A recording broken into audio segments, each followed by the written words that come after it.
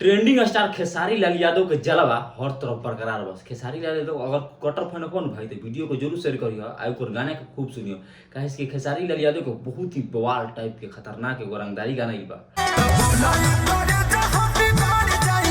और ई गाना सोशल मीडिया पर बहुत ज्यादा वायरल होता, बहुत ज्यादा ट्रेंड करता।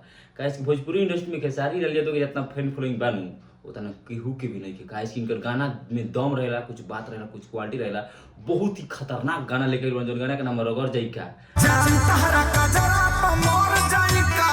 लजवाब गाना ऐसन गावा के पब्लिक के पसंद आवा। खेसारी लाल यादव अपन पब्लिक के डिमांड पर, अपन फैन के डिमांड पर बवाल खतरनाक रंगदारी गाना लाइल बने। पर फिर कहत नहीं अगर गाना निकल सुनो भाई तो एक बारी गाना सुनो। अगर तू कहत होबो कि हम खेसारी लाल यादव के कट्टर फैन हई तो देख ले मैं खेसारी लाल यादव के गाना 1 मिलियन पहुंचे तक नहीं पहुंचे 1 घंटा में भाई। काहे कि गाना लाजवाब बा, सब कोई के एक बार सुने के चाहिए। और ई गाना में फीमेल गायिका बड़ी शिल्पी राज। खेसारी लाल यादव शिल्पी राज जो भी एक साथ गाना गइले बना जा उ गाना सोशल मीडिया पर वायरल हुई बा। उ गाना के पब्लिक बहुत ज्यादा पसंद कइले बा और ई भी गाना के पब्लिक बहुत ज्यादा पसंद करता। काहे कि रंगदारी गाना के भोजपुरी इंडस्ट्री में एगो अलगे डिमांड हो गइल बा।